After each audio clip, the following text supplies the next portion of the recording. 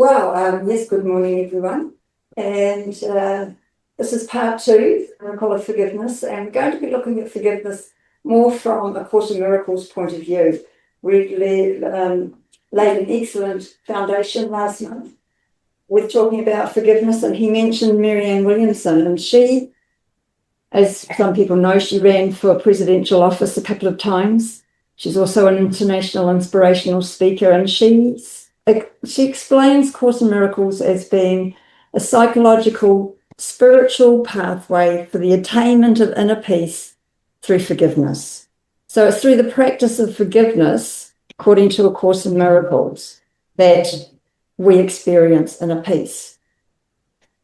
There are three main parts to the Course in Miracles: the workbook for students, the text, and the manual for teachers, and then there's three smaller books: the clarification of terms, Song of Prayer booklet, and the psychology booklet. And at one time, in the early times of A Course in Miracles, they were all 6 different books. Can you imagine lugging around 6 different books to your meetings? Fortunately, they're all in one book now. Now, the course focuses on the dynamics of the 2 main areas of our minds. That is our ego mind, or our false sense of self, or our spiritual mind that is connected to the oneness, to the all that is. And it also constantly talks about the ability that we have to choose between the 2 minds, the decision maker. That the words decision and maker aren't put together in the course, but we're always making the decision which mind to go from. And so this is where we start looking at forgiveness. Now, I'm a bit of an analytical nerd. So what I decided to do was look at how many times the word forgiveness appears in the Bible and A Course in Miracles. So bear with me. Forgiveness appears in the Bible 117 times. Thank goodness for Google AI, because I didn't have to count them. And 48 times in the Hebrew scriptures and 69 times in the New Testament. Now, there's approximately 750,000 words in the Bible, so the amount of times that forgiveness appears is 0.015% of the time. How nerdy is that? Now, in the Course, forgiveness appears over 800 times. And with 500,000 words in the Course, the word forgiveness appears 0.16% of the time. So 10 times more than the Bible. There you go. So we'd say the very foundation of A Course in Miracles is forgiveness. And it's not the traditional forgiveness where we might say, you've done me wrong, but I'm going to be the bigger person and I'm going to forgive you for it. Forgiveness, and this is what Greg alluded to last month, is about letting go of grievances, letting go of a grudge that we have towards ourselves, towards other people, towards the government, towards institutions, towards the planet, to whatever that we're holding grudges against. And it's interesting that from A Course in Miracles point of view, the words projection makes perception come up. In other words, what I see and react to someone or something outside of me is actually something that's in myself that I'm not acknowledging. And the mind, being universally creative, will bounce that out for us to see it, things that we have not resolved in ourselves, and see it in another person, and we react to it in some way. Now, don't forget that also means for love and for kindness. If we're seeing love and kindness outside of ourselves, then it's a projection of our love and kindness as well. I came across this very interesting quote about forgiveness. Forgiveness clears out the debris in our minds so that we can think and perceive more clearly and lovingly. I thought that was good, the debris in our minds. In the introduction to the course, we are encouraged to seek and find and release the blocks to the awareness of love's presence. Now, like the song that we just listened to, we know that love's presence, God's presence, is with us all the time, in, as, through, and around us. That's a no-brainer. That never goes away. But we're the ones that set up the blocks to being aware of that presence. And those blocks are unforgiveness, grievance, judges, criticism, gossip, resentment, envy. All of those things are blocks to the awareness of love's presence in our life. So these are the things that we learn how to let go or forgive. So very early in the course, the course gives us 3 steps in order to take to release forgiveness. So the first step is to acknowledge how we're feeling and what we're thinking. At no time are we encouraged to suppress what we feel. That is not forgiveness. That is what's called spiritual bypass. That can be when we're using spiritual tools and techniques to not deal with what needs to be dealt with in our lives. So the first step is always acknowledge. The second step is to let it go. And we can do that just by simply saying, I choose to let this go. Or I've heard of people who have put their grievance in their minds into the basket of a hot air balloon and watched it float up into the ethers. But find some way to let it go. And then the third step, the Course says, is taken by God. We return to peace. Very simple. Very simple. Now, we're going to look at some of the benefits. Just keep talking. Some of the benefits that the Course talks about we can experience from forgiveness. This is from lesson 121 and lesson 122. So lesson 121, forgiveness is the key to happiness. So the key benefits are that it's a key to happiness, safety in a dangerous world, end of uncertainty, healing the mind, recognition of the true self, seeing light behind illusions.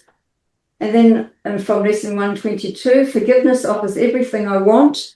We'll have all-encompassing peace, joy and ease, safety and protection, restful sleep, removal of the veil, clearing the mind of guilt, fear, and self-hatred, and awakening from the dream. I mean, who knew?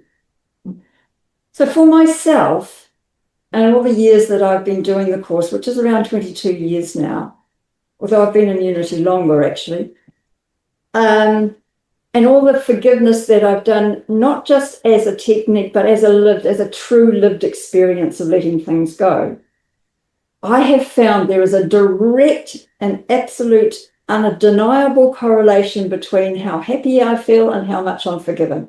There's just no doubt about it. How peaceful I feel and how much I forgive are inextricably bound. So for me, if I'm not feeling peaceful, happiness is something that comes and goes. So I tend to use the word peaceful.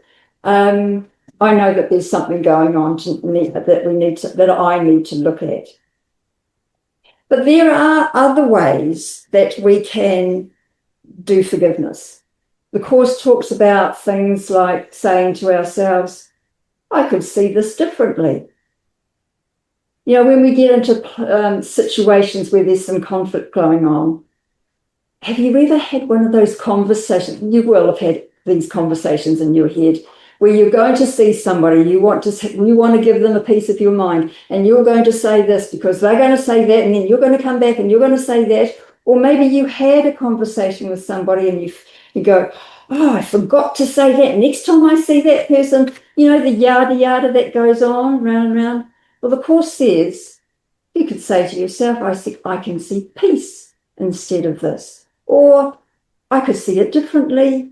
Or maybe there's another way of looking at this. So all of these terms are basically the practice or the miracle of forgiveness in action. Because when we stop and find ourselves immersed in this ego, this false sense of self and our conditioning, we're conditioned to be right and to convince other people of our rightness, but how happy does it make us to stop and to let go and to come back into peace? And the other thing I've been practicing a lot lately is that when I stop and I ask myself, what is the most loving thing I can do here? I can actually hear the intuitive voice a lot clearer. But when I'm doing the yada yada thing, forget it. Can't hear that loving, peaceful voice at all. Now, one thing that Greg alluded to last month too was about that when we forgive somebody, it doesn't mean we're condoning the behaviour of the person.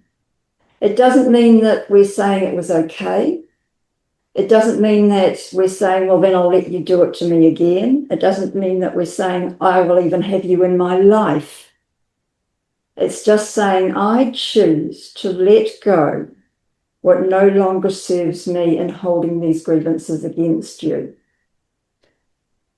And there's a saying, it's been attributed to Nelson Mandela or Marianne Williamson, but it's more likely that it's come from the Buddhist teachings around anger. And that is, whenever we hold on to an unforgiveness, it's like drinking poison and expecting the other person to die. So unforgiveness hurts us. We do forgiveness for ourselves primarily. Obviously, it's going to have a knock-on bonus effect in our relationships, but really it's to release ourselves. And we know already from science that when we experience any strong negative emotions, then there is a release of those stress hormones into the body. Cortisol, adrenaline, all of those things. And those things have an effect on the body. They can cause sickness and health issues. But when we're in a happier state and we're experiencing the happiness and joy and peace, then we have much nicer hormones being placed into our body, and we feel so much better. So that benefit, those benefits that we have for ourselves, benefits our relationships, our interactions in the world we see. So what I was saying was really good book by David Hawkins, Dr. David Hawkins, called Letting Go. And David was a Course in Miracles student. He's now passed on. And he's done this amazing book, which actually gets into different frequency levels as well, the different frequency levels that start right down with hatred and all of those sorts of things, then takes us up to courage and then all the way up to love. And he healed himself of around 27 or more different illnesses through the practice of forgiveness, of letting go. He's got quite a phenomenal story to tell. So I suppose you could say, in a way, I'll just briefly share this, that A Course in Miracles actually started through forgiveness. Helen Schuckman and Bill Thetford were both professors of psychology at Columbia University in New York. And Bill was actually the head of the psychology department, and Helen was his 2IC. They had a very contentious relationship, and every month they would have a meeting with the board of Columbia University about their department. And that was also very contentious. There was always arguments, and it never left a good taste in Bill's mouth. And it was not long before the monthly meeting, and he just said to Helen one day, there must be a better way. And Helen, instead of arguing with him, said, yes, and I'll help you to find it. And Go girl. And so that was basically choosing to see things differently, choosing another way. And it wasn't long after that, Helen started having, I'll say at this point, Helen was an atheist and Bill was an agnostic. So you're not talking about spiritual people who were open to the divine anyway. They weren't. But Helen started having these psychic dreams in which she was getting visions of her and Bill together in past lives, going back a long time. Sometimes she was the male, he was the female, and vice versa. And she found that very disconcerting. And then one day she was having a time quiet at home, and she heard a voice, and this always, even now, I don't know how many times I've said this, but it just gives me the shivers. She heard an internal voice saying, this is A Course in Miracles, please take notes. And that's where it started. And she was a shorthand writer. She started taking notes, and this voice in her head just told her things. And if there was a knock at the door or a phone call, it would stop and she would go and deal with it and come back, and the voice would start again. Well, because she wasn't into any of this, she found it very, very distressful. And eventually she said something to Bill. And Bill was very delighted about it all. We may cut out again, your internet is unstable. But he said to her, look, why don't you bring your notes in to work? We'll meet early than start time, and I'll transcribe them. You read them out and I'll type them out. And if it turns out that you're mad, we just won't tell anybody. So I won't go on any more than that. So really, the course started with two people wanting to find a better way, wanting to see things differently. And this theme runs right through A Course in Miracles. And that's where forgiveness helps us do things and see things differently. So now we're going to go into a time of meditation.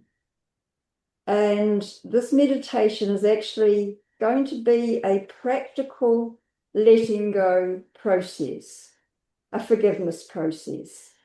So I just want to say at the outset, choose somebody or something that you're holding a grievance or a grudge against, but be aware that it might be a triggering time. So keep yourself safe. And if you don't want to do it, don't do it. I'll hand over the actual outline of it to Greg, and maybe Greg can send it out in the next newsletter.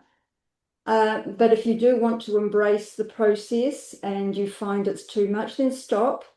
But I suggest you find something fairly light and fairly simple as your subject for forgiveness. So if you just like to make yourself comfortable on the seat,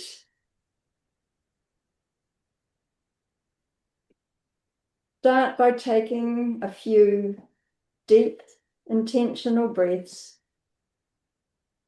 Inhale through the nose, filling your belly, and exhale slowly through the mouth, letting go of any tension in your shoulders or jaw or anywhere in the body. With each exhale, feel your body settling deeper into the space around you. Set the intention to be present, releasing the need to control or fix anything at this moment.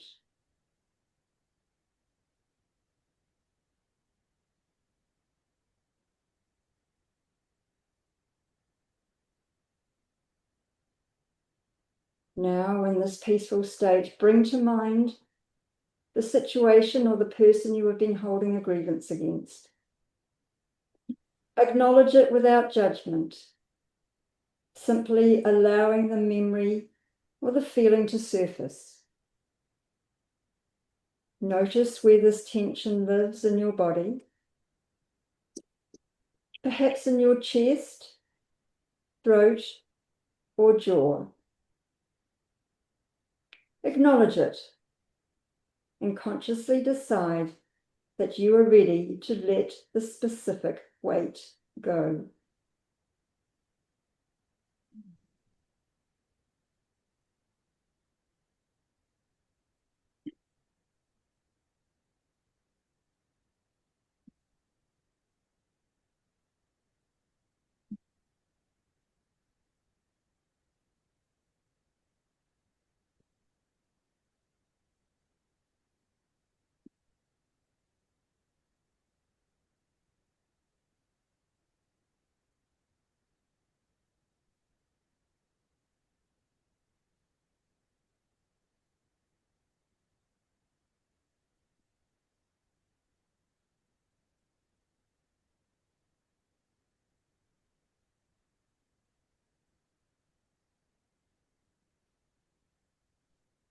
Take your focus back to your breath,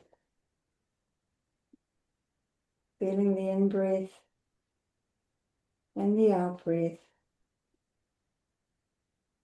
And as you inhale, feel the energy of peace.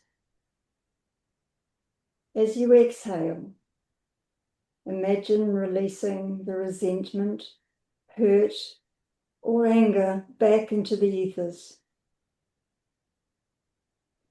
With each out-breath, say to yourself silently, It is safe for me to feel this.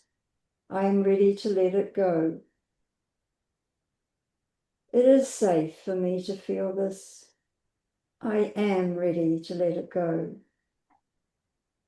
Imagine the grievance leaving your body, maybe as a dark smoke, disappearing into the air, or in any form that feels right for you.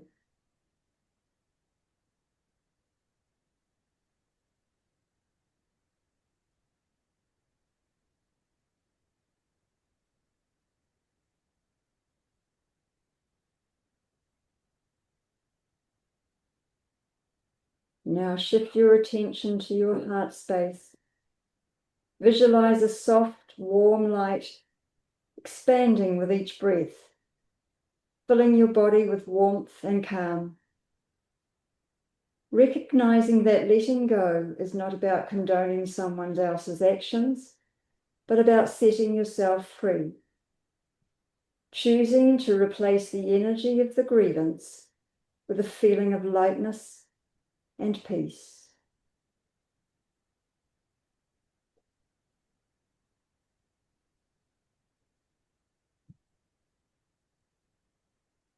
So just take a few more final deep breaths, sending oxygen through your entire body.